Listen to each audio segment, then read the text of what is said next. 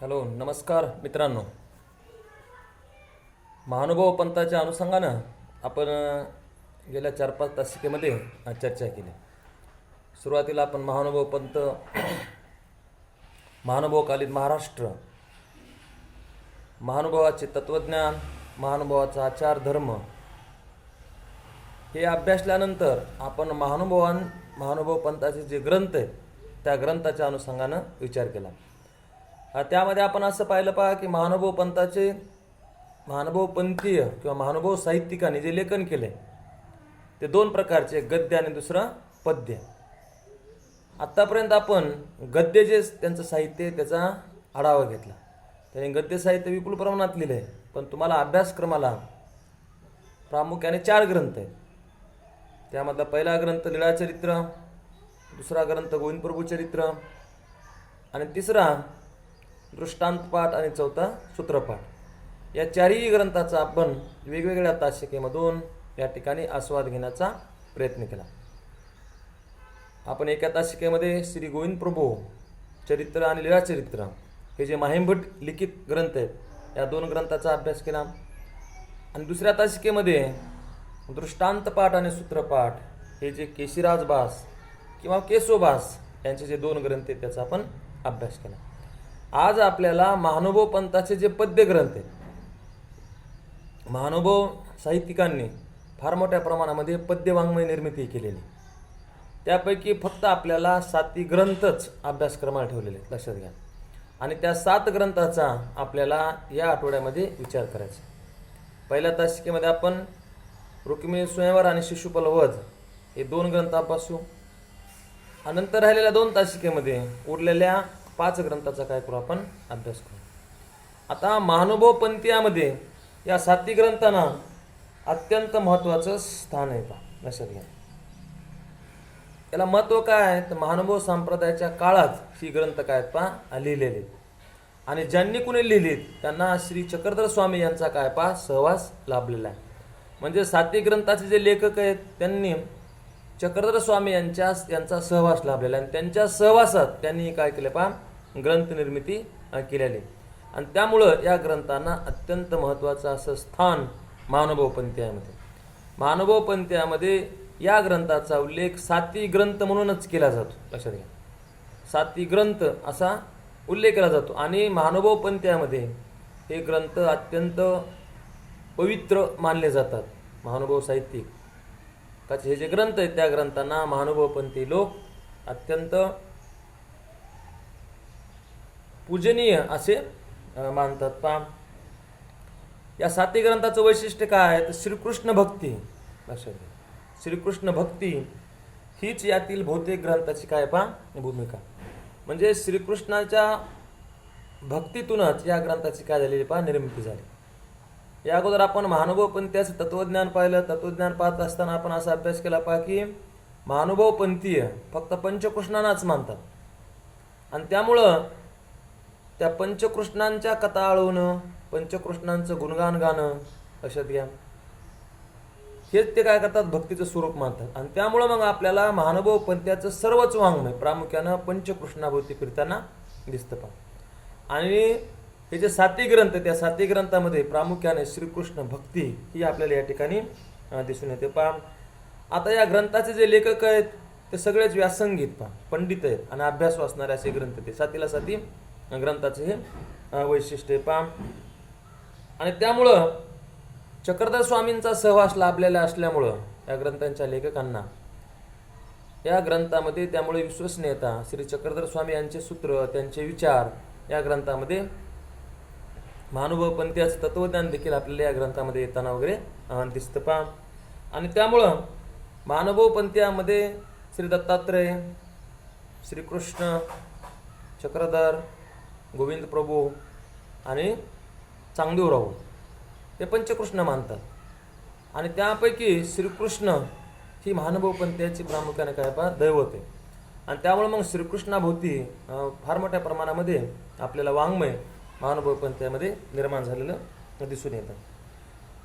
त्यांचे जे 7 ग्रंथ आहेत त्याच्यामध्ये रुक्मिणी स्वयंवर आहे, शिशुपाल वध आहे, उद्धव गीता आहे, वच्छहरण आहे, ज्ञानप्रबोध आहे, सह्याद्री वर्णन आणि वृद्धिपूर वर्णन असे हे एकूण 7 ग्रंथ. यापैकी पहिला जो ग्रंथ आहे रुक्मिणी स्वयंवर हा अत्यंत महत्त्वाचा असा 7 ग्रंथामधला ग्रंथ आहे. रुक्मिणी स्वयंवर या ग्रंथाचे लेखक कवी नरेंद्र आहेत अशातले. आणि हे मराठीमधलं पहिलं आख्यान काव्य मानलं जातं अशातले. मराठीमध्ये आख्यान काव्याचा प्रारंभ नरेंद्राच्या रुक्मिणी स्वयंवर या काव्यग्रंथापासून होत होता. आता नरेंद्राने या ग्रंथाची निर्मिती का केली या अनुषंगाने एक कथा सांगण्यात येते. नरेंद्राचे 2 भाऊ होते, त्यामध्ये साल आणि नृसिंह यांनी काय केलं तर अनुक्रमे रामायण व नलोपाख्यान यावर एक काव्य लिहिलं आणि ते दरबारामध्ये आणून रामदेवरायाच्या दरबारात आणून ते त्यांनी वाचून दाखवलं. आणि त्यामुळं महानुभाव पंथाचे नरेंद्र यांना हे रुचलं नाही. आणि मग त्यांनी काय केलं की श्रीकृष्ण भक्तीपर एक ग्रंथ लिहिण्याचं त्यांनी ठरवलं. आणि मग त्यांनी श्रीकृष्ण कथेवर ग्रंथलेखन केलं. आणि त्या श्रीकृष्ण कथेवर त्यांनी जो ग्रंथ लिहिला तो ग्रंथ म्हणजेच रुक्मिणी स्वयंवर आहे. जवळजवळ 1800 ओव्याचा हा काव्य ग्रंथ होता रुक्मिणी स्वयंवर. आता हे इसवी सन 1292 मध्ये त्यांनी हा ग्रंथ लिहिलेला आहे. आता या रुक्मिणी स्वयंवराचा जन्म लक्षात घ्या. नरेंद्राचे जे बंधू आहेत साल आणि नृसिंह यांनी 2 ग्रंथ लिहिले रामायण आणि नलोपाख्यान याच्यावर. त्याच्यातूनच यांनी काय केलं की श्रीकृष्ण कथेवर रुक्मिणी स्वयंवर हा ग्रंथ कवी नरेंद्राने लिहिलेला आहे. जवळजवळ 1800 ओव्याचं काव्य होतं. पण रामदेवराय यांना हा ग्रंथ एवढा आवडला की असं म्हणतात की त्यांनी हा ग्रंथ कवी नरेंद्रास आपल्या नावावर करून देण्याचं त्यांनी आवाहन केलं. त्यांना सांगितलं की एका ओवीसाठी मी तुम्हाला 1 सोनटक्का देईल. लक्षात घ्या, तुम्ही जर हा माझा ग्रंथ हा जो ग्रंथ आहे रुक्मिणी स्वयंवर तुम्ही जर हा माझ्या नावावर केला तर मी काय करेल एका ओवीस 1 सुवर्ण मुद्रा याप्रमाणे त्यांनी त्यांना धनाचा आमिष दाखवला. परंतु स्वाभिमानी नरेंद्राने हे काय केलं फेटाळून लावलं. आणि नाराजे नाव आमच्या कविकुळास बोलू लागेल, कलंक लागेल असं म्हणून त्यांनी काय केलं ते आमिष त्यांनी धुडकावून लावलं होतं. आणि मग घडलं असं की रामदेवराय राजा आहे आणि मग रात्रीतून त्यांनी काय ग्रंथ नकलून घेतला. आणि दुर्दैवाने तो पूर्णपणे ग्रंथ काही नकलून घेणं त्यांना रात्रीमध्ये जमलं नाही. जेवढं शक्य आहे तेवढं त्यांनी घेतलं. जवळजवळ सुमारे 900 ओव्या रात्रभर त्यांनी उतरून घेतल्या. आणि त्यामुळं रुक्मिणी स्वयंवर जरी या ग्रंथाचं नाव असलं तरी प्रत्यक्ष रुक्मिणीचं स्वयंवर या ग्रंथामध्ये येताना आपल्याला काही दिसत नाही. रुक्मिणीचं पत्र घेऊन सुदेव द्वारकेला येतो इथपर्यंतचा भाग आपल्याला या सध्या उपलब्ध आहे. लक्षात घ्या, याच्या 900 ओव्या आहेत, 871 ओव्या आहेत. त्या ओव्यामध्ये रुक्मिणीचं पत्र घेऊन सुदेव द्वारकेत येतो इथपर्यंतचाच भाग आलेला आहे. रुक्मिणी स्वयंवर पुढचं आलेलं नाही. परंतु एवढ्याच ओव्यामधून कवी नरेंद्र त्यांचं कवी म्हणून असणारं मोठेपण आपल्याला या ग्रंथातून लक्षात येतं. तर काव्य निर्मितीची स्वतंत्र जाणीव असणारा हा कवी.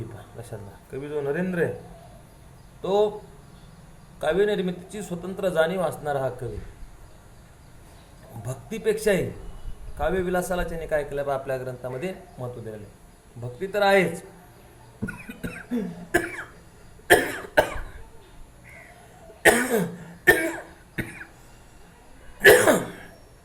पण काव्याचे अनेक गुणी आपल्याला या ग्रंथामध्ये येताना दिसतात. त्यांनी काव्यलेखन करत असताना आनंद प्राप्ती हाच त्यांनी काय केला आपल्या काव्यलेखनाचा प्रमुख हेतू त्यांनी सांगितलेला आहे.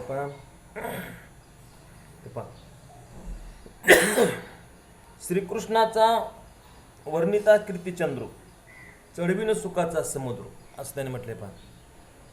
श्रीकृष्णाची कथा मी ही जे वर्णन करावले ती कथा वर्णन करत असताना त्याची कीर्ती सांगत असताना तुम्हाला सुख होईल, तुम्हाला आनंद होईल, अशा प्रकारचं मी काय करणार आहे लेखन करणार आहे, अशी नरेंद्राची प्रतिज्ञा आहे. म्हणून भक्तीची भूमिका पूर्णपणे सोडली असं मात्र नाही. भक्तीविषयी त्याने म्हटलेलं आहे जयासी परमेश्वर भक्तीची चाड, ते ऐक तू हे कथा अमर गोड, जया काहीची नाही अवघड जन्म मरणाची. ज्यांना परमेश्वर भक्तीची आवड आहे, ज्यांना परमेश्वर भक्तीची चाड आहे, गोडी, त्यांनी काय करावं ही अमर असणारी श्रीकृष्णाची कथा गोड आहे, ती तुम्ही ऐकावी. असं जर तुम्ही ऐकलं गोडीनं तर जन्म मरण हे जे चक्र आहे, या चक्रामधून तुम्ही मुक्त व्हाल, असं कवी या ग्रंथाच्या सुरुवातीला सांगितलेलं आहे. आता हा जरी काव्यग्रंथ असला नरेंद्राचा रुक्मिणी स्वयंवर, आता नरेंद्रासमोर त्या काळातील महाकाव्याचा काय होता आदर्श होता. आणि त्यामुळं आपल्याला रुक्मिणी स्वयंवरामध्ये महाकाव्याचे अनेक गुण या ठिकाणी दिसून येतात. हे नरेंद्रासमोर महाकाव्याचे आदर्श असल्यामुळं नायक आणि नायिका यांचे स्वरूप वर्णन. महाकाव्याचं काय वैशिष्ट्य असतं की अतिशय विस्तारानं त्यामध्ये येत असतं. म्हणजे अल्पाक्षरत्व त्या ठिकाणी दिसून येत नाही. प्रत्येक गोष्ट त्या ठिकाणी विस्तारानं वगैरे वर्णन केले असते. आणि त्यामुळे मग नायक नायिका यांचे स्वरूप वर्णन, स्वयंवरास आलेल्या निरनिराळ्या देशाच्या राजाची नामावली, काय येतं सूर्यास्त चंद्रोदयाचे वर्णन, संध्याकालीन अंधार, रुक्मिणीच्या विरहावस्थेचे आणि विरहोपचाराचे वर्णन, द्वारका नगरी, यासारखे अनेक गुण, म्हणजे महाकाव्याचे जे गुण आहेत ते आपल्याला रुक्मिणी स्वयंवरामध्ये येताना दिसतात. आता हे जरी स्वयंवर काव्य असलं, त्याच्यामध्ये प्रत्यक्ष मात्र रुक्मिणीचं स्वयंवर आलेलं नाही. लक्षात तुम्हाला हे पुन्हा पुन्हा सांगावं. त्याचं कारण असं आहे की पूर्ण ग्रंथ त्यांना नकलून घेणं शक्य झालं नाही. रामदेवराय हा राजा होता आणि त्याच्या भीतीनं त्याने रात्रीतून जेवढा ग्रंथ नकलून घेता येईल, म्हणजे उतरून घेता येईल, तेवढा उतरला. आणि त्यामुळं सुदेव रुक्मिणीचं पत्र घेऊन द्वारकेला येतो. इथपर्यंतचा कथाभाग या आख्यानकाळामध्ये आलेला. श्रीकृष्ण कथेमध्ये ज्या काय अनेक कथा आहेत त्यापैकी रुक्मिणी स्वयंवर ही देखील महत्वाची कथा आहे, हे तुम्ही समजून घ्या. आणि रुक्मिणीचे जे वडील असतात त्यांना असा प्रश्न पडलेला आहे भीमक राजाला की आपली एवढी सुंदर मुलगी आहे, रूप संपन्न असणारी, गुण संपन्न असणारी ही जी रुक्मिणी, ती कुणाला द्यावी, असा साहजिक त्यांच्या मनात काय प्रश्न. आणि मग त्याच वेळेस घटना घडलेली की द्वारकेवरून एक भट आलेला आहे आणि त्यांनी प्रामुख्याने श्रीकृष्णाच्या पराक्रमाच्या कथा भीमकाला सांगितल्या. आणि भीमकाला सांगत असतानाच रुक्मिणी काय करते की हे सर्व श्रीकृष्णाचं, म्हणजे त्यांनी कालिया मर्दन कसं केलं, पर्वत कसा हातावर उचलला, कंसाचा वध कसा केला, ह्या सगळ्या कथा त्यांनी सांगितलेल्या आहेत श्रीकृष्णाच्या पराक्रमाच्या कथा भीमकाला. आणि रुक्मिणी हे वर्णन वगैरे ऐकते आणि श्रीकृष्णाच्या प्रेमात पडते. तिने श्रीकृष्णाला पाहिलेलं नाही, लक्षात घ्या. त्याच्या पराक्रमाच्या कथा, शौर्याच्या कथा ऐकून ती त्याच्या प्रेमात पडते. आणि मग घडतं असं किती श्रीकृष्णावर प्रेम करायला लागते रुक्मिणी. पण रुक्मिणीचा जो भाव असतो रुक्मिया, तो असं म्हणत असतो की आपली जी मुलगी आहे ती आपली जी म्हणजे जी रुक्मिणी आहे,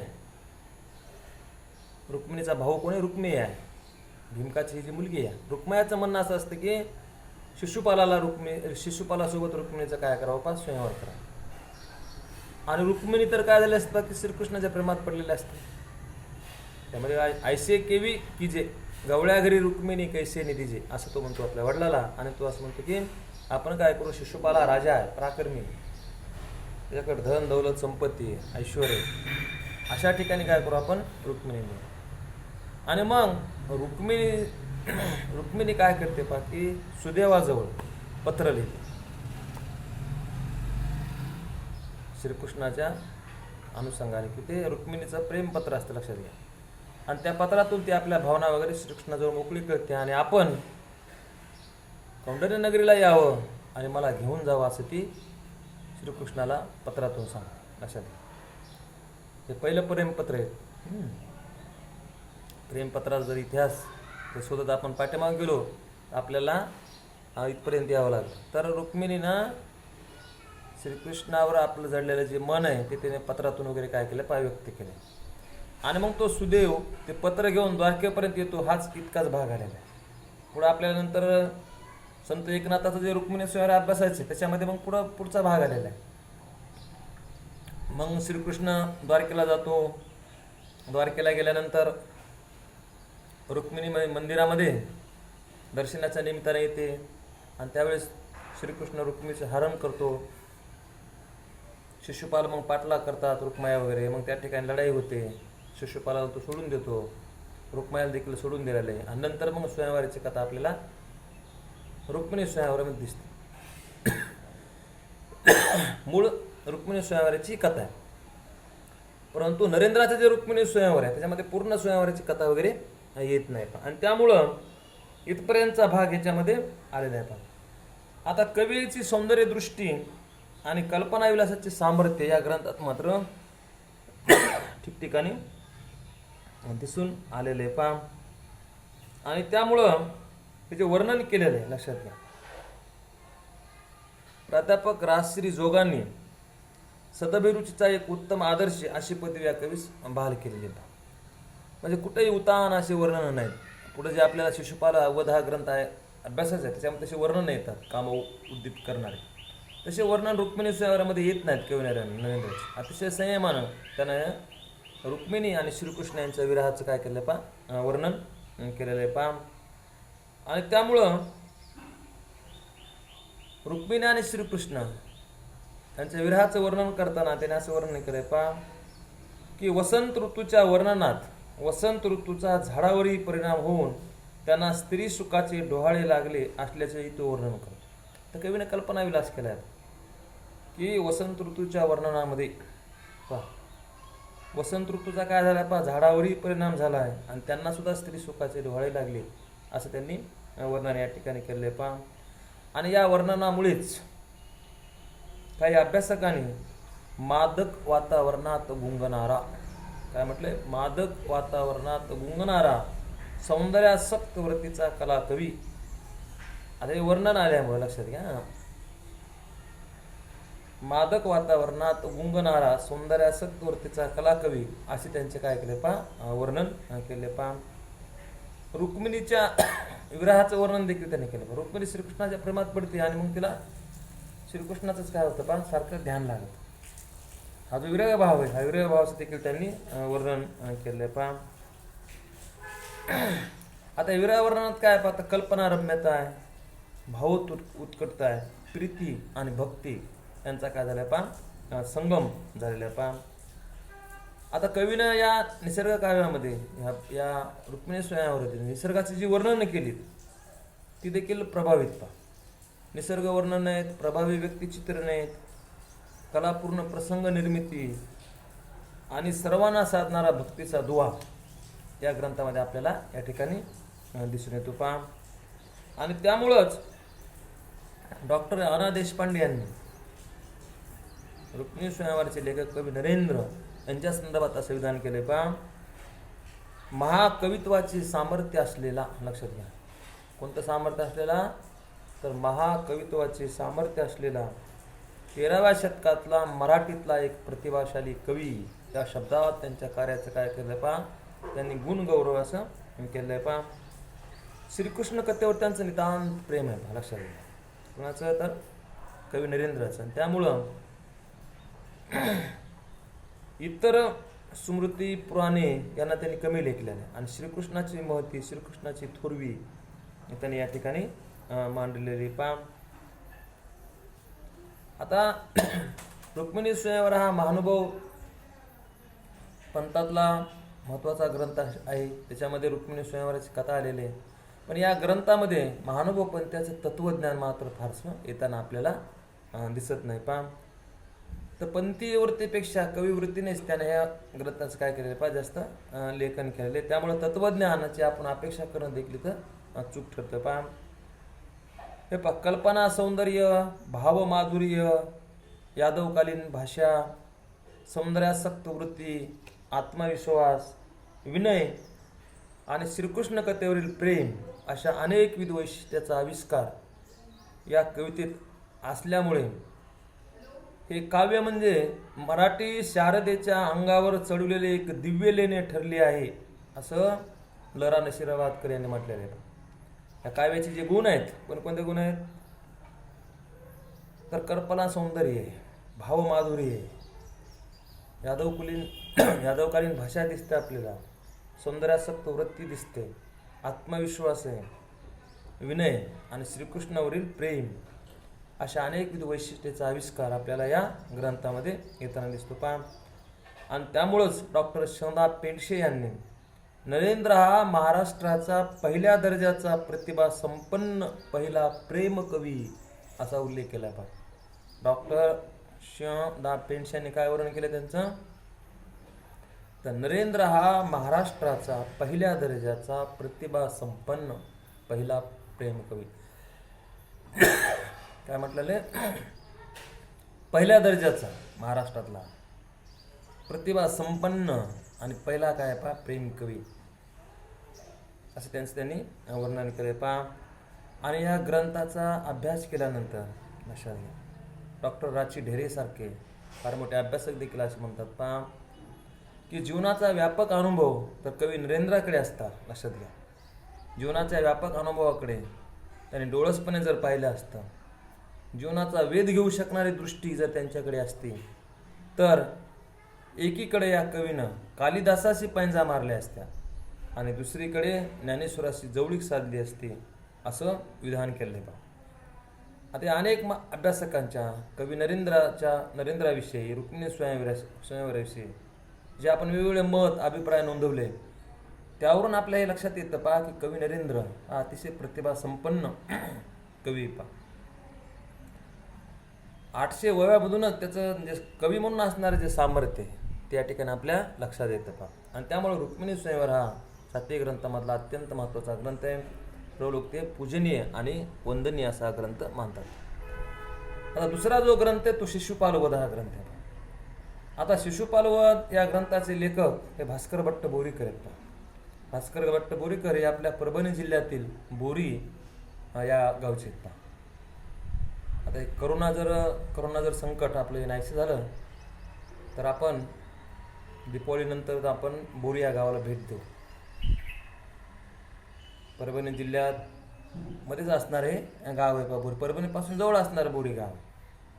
आणि त्यामुळं त्या ठिकाणी महानुभव पण त्याचा फार मोठा मठ आहे पहा. त्या मठाला आपण आपली सहल घेऊन जाऊ. तर शिशुपालवध हे आपल्या वधाचं लेखन करणारे भास्कर भट्ट बोरीकर हे आपल्या परभणी जिल्ह्यातील बोरी या गावचे असे. हे महानुभव पंथाचे तिसरे आचार्य आहेत. महानुभव पंथाचे तिसरे आचार्य. तुम्हाला माहिती दुसरे नागदेवाचार्य, हा नागदेवाचार्यानंतर भास्कर भट्ट बोरीकर यांच्याकडे या महानुभव पंथाची धुरा आलेली पहा. तर भास्कर भट्ट बोरीकराविषयी असं म्हटलं जातं पहा की पंथनिष्ठा, प्रज्ञा आणि प्रतिभा यांचा संगम आपल्याला भास्कर भट्ट बोरीकर यांच्या व्यक्तिमत्वात दिसतो. काय पाहतं, प्रतिभा आहे, प्रज्ञा आहे आणि पंथनिष्ठा आहे. महानुभव पंथावरची निष्ठा त्याची आढळले पहा. तर त्यांना वेगवेगळ्या गोष्टीचं ज्ञान आहे पहा भास्कर भट्ट बोरीकर यांना.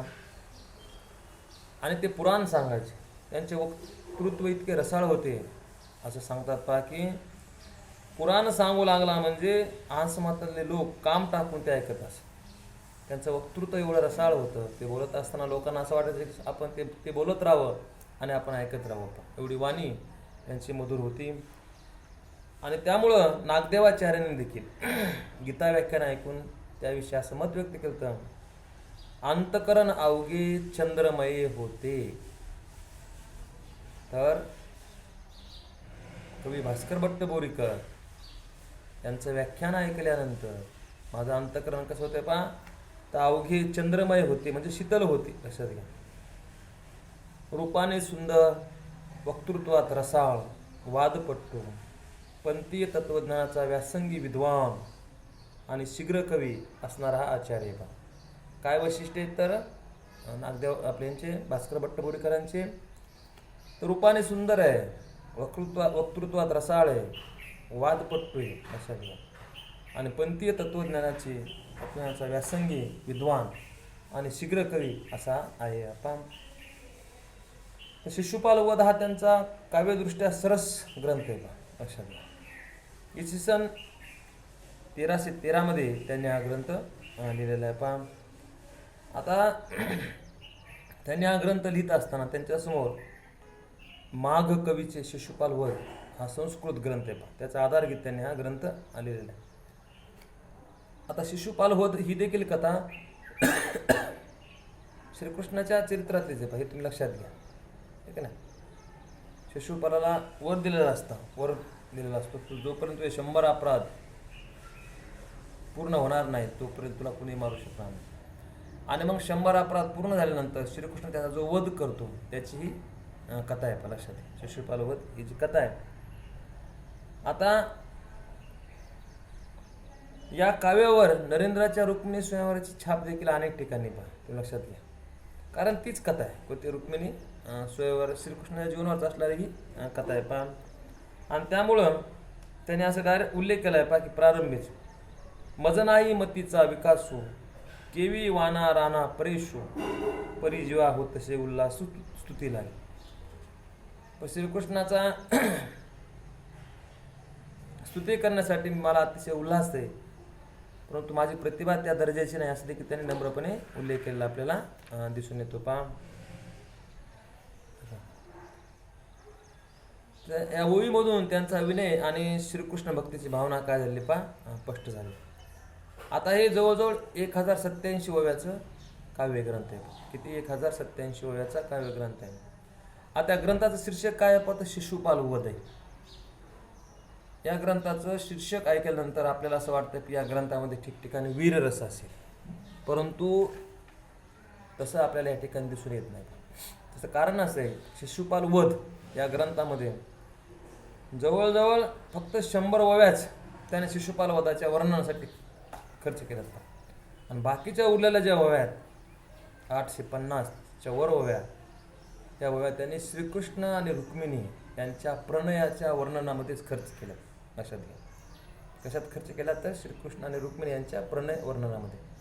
रुक्मिणीचं सौंदर्य, श्रीकृष्णाचं सौंदर्य, त्या दोघांचा प्रणय, विरहावस्था यावरच लेखकाने जास्त लेखन केलं पहा. शिशुपाल वधामध्ये उगं थोड्या 100 ओव्यामध्ये त्यांनी सांगितलेलं आहे पहा. आणि त्यामुळं सुरुवातीला त्यांनी शिशुपाल वधाची महती देखील सांगितलेली. ते असं म्हणतात पहा की शिशुपाल वधू ऐकता तुटे भवबंधू. तुम्ही जर शिशुपाल वधाची कथा जर ऐकली तर हा जो भवसागर आहे, संसार रूपी भवसागर, त्यातून तुम्ही तरुण जाल असं त्यांनी म्हटलेले पहा. श्रीकृष्ण आणि रुक्मिणी यांचा एकांतातील नर्म विनोद, त्यांच्या प्रणयाची वर्णने कवी तपशीलवाराने रंगवितो. मुळात काय पाहिजे, कवीची जी वृत्ती ती जास्तपणे याच गोष्टीमध्ये खर्च झाली. कोणत्या गोष्टीमध्ये तर श्रीकृष्ण आणि रुक्मिणी यांचा एकांत लक्षात घ्या, त्यांचा प्रणय. आणि त्यामुळं या कृष्ण रुक्मिणीचा एकांतातील प्रणय व विनोद पाहून पुरुषा उपजती डोहाळे कामिनीपणाचे असे तो वर्णन करतो. हे जर तुम्ही वर्णन ऐकल्यानंतर पुरुषाच्या मनामध्ये कामोपदिक भावना निर्माण होतील असं त्याने सांगितलेले पहा. आणि त्यामुळं कृष्ण रुक्मिणीची विरहावस्था, प्रेमकलव व जलक्रीडेचे प्रसंग या निमित्ताने काव्यात ठिकठिकाणी भावना उद्दीपक करणारे, कामवासना जागृत करणारेच वर्णन आलेले पहा. आणि त्यामुळे आपल्याला असं दिसतं पहा की या ग्रंथामध्ये जास्त शृंगार झालेला आहे. या ग्रंथामध्ये शिशुपाल वधावर फारसं कवीनं काय केलं नाही, वर्णन केलं नाही. आणि त्यामुळेच हा ग्रंथ भायदेव वासाला दाखवल्यानंतर भायदेव वासाने प्रखरपणे त्यावर मत व्यक्त केलं पहा की ग्रंथू निकू झाला असे परी निवृत्ती जोगा नेवीची,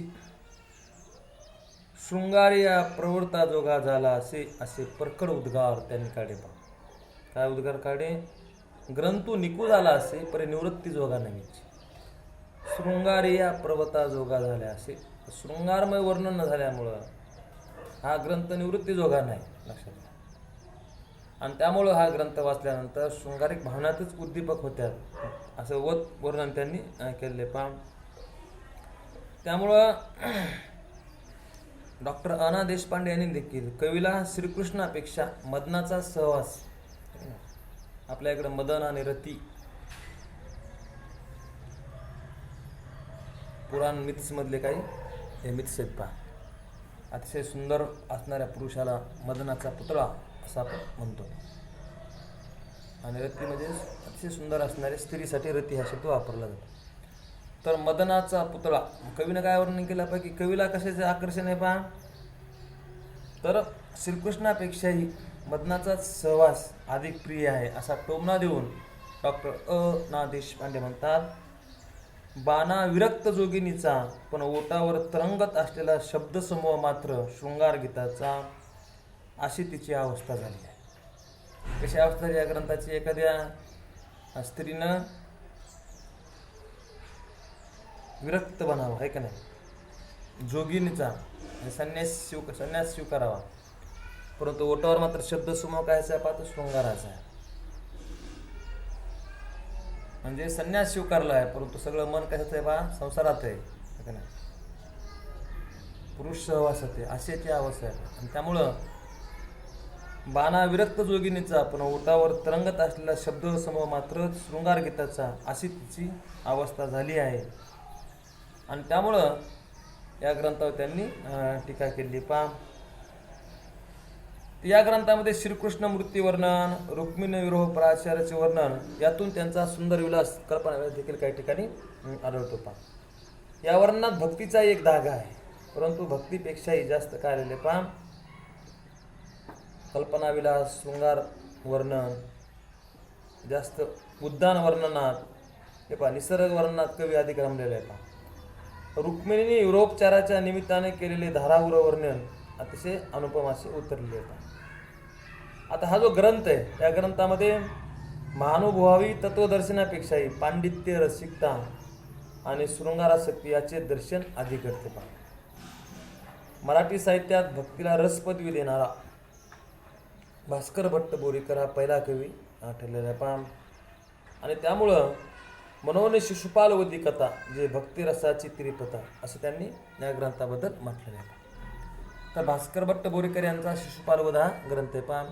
या ग्रंथामध्ये शिशुपालाच्या वधाची कथा जरी आली असली तरी मुळामध्ये कवीनं 1087 ओव्याच्या ग्रंथामध्ये फक्त 100 ओव्यामध्ये शिशुपालवधाचं वर्णन केलं आणि उरलेल्या सर्व ओव्या श्रीकृष्ण आणि रुक्मिणी, म्हणजे रुक्मिणी श्रीकृष्णाला पाहिल्यानंतर म्हणजे श्रीकृष्णाचं वर्णन ऐकून रुक्मिणी श्रीकृष्णाच्या प्रेमात पडते.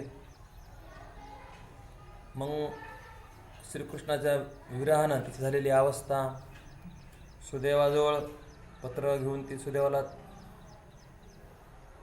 द्वारकेला पाठवते. मग श्रीकृष्णाचं आगमन, रुक्मिणीचा काय मग विरह, म्हणजे नंतर श्रीकृष्ण आणि रुक्मिणीनं सांगणं, मंदिरामध्ये येणं आणि मंदिरामधून रुक्मिणीचं हरण करणं, नंतर लढाई होणं, शिशुपालाला एकदा माफ करणं आणि नंतर मग पुन्हा त्याचे 100 अपराध पूर्ण झाल्यानंतर त्याचा वध करणं, हे सर्व कथानक तो आपल्या ग्रंथामध्ये येताना दिसतं. तर आज आपण प्रामुख्याने महानुभव पंथाचे 7 ग्रंथ आहेत त्यापैकी 2 ग्रंथाचा विचार केला पहा. उरलेले जे 5 ग्रंथ आहेत त्यांचा आपण पुढील तासिकेमध्ये विचार करू. धन्यवाद.